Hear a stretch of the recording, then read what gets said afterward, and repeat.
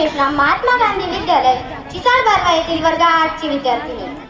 आज आपण या ठिकाणी विज्ञान प्रदर्शनी निमित्त एकत्रित जमलेले आहोत। ही प्रदर्शनी दरवर्षी कुठे ना कुठे आयोजित करण्यात येते। या वर्षी ही प्रदर्शनी आदर्श हायस्कूल पाडी या ठिकाणी आयोजित करण्यात आलेली आहे। या निमित्ताने आपल्या शाळेचे प्रतिनिधित्व करताना डॉक्टर विजय भटकर या विषयावर संबोधन करत आहेत आणि मी आपल्या संबोधनासाठी डॉक्टर विजय भटकर हाच विषय का निवडला यामागे एक कारण आहे। तो कारण म्हणजे असा की डॉक्टर विजय भटकर हे या विदर्भातील मातीतील एक कणकर हिरे आहे आणि विदर्भ हा सुद्धा मागे नाही आणि म्हणून मी डॉक्टर विजय भटकर यांच्याविषयी संबोधन करीत आहे।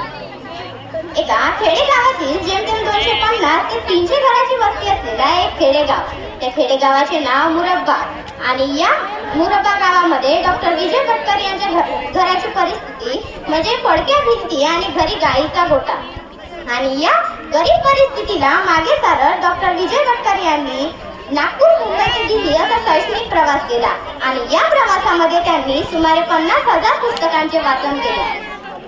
एवढा ज्ञानाचा तहानेला व्यक्ती आपल्या गावातील 4 गल्ल्यांमध्ये बंदिस्त राहू शकतो हे शक्यच नाही आणि म्हणून त्यांनी आपली ओळख जगाच्या पाठीवर एका वेगळ्या स्तरावर नेऊन ठेवलेली आहे। डॉक्टर विजय भटकर यांना परदेशात नोकरीची संधी असताना सुद्धा त्यांनी ते न पत्करता आपल्या राष्ट्राप्रती विशेष राष्ट्राभिमान असल्याच्या कारणाने ते न पत्करता आपल्या राष्ट्रातच राहून शैक्षणिक कार्य व सामाजिक कार्य यांच्यावर भर दिले। त्यांनी भारतामध्ये सुपर कॉम्प्युटरची निर्मिती केली आणि आपल्या भारत देशातील भाषेचा मान ठेवण्यासाठी त्यांनी त्या सुपर कॉम्प्युटरला परम हे नाव दिले।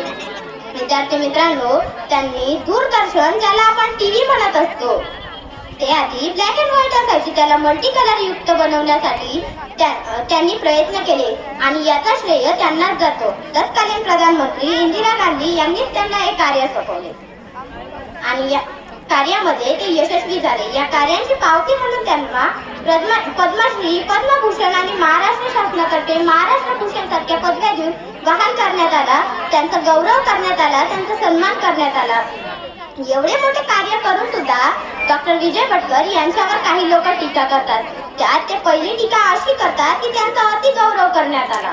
दुसरी टीका अशी करतात की डॉक्टर विजय भटकर यांनी आयटीच्या शिक्षणावर जे काही आपले धोरण दाखवलेले आहे त्यांचा पुरेसा परिणाम झालेला नाही।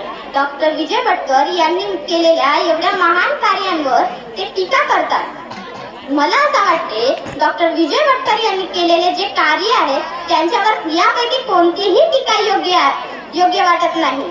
मित्रांनो, हे टीका अर्थहीन आहेत, यांना कोणत्याही प्रकारचा अर्थ नाही। धन्यवाद। जय हिंद, जय भारत, जय विज्ञान।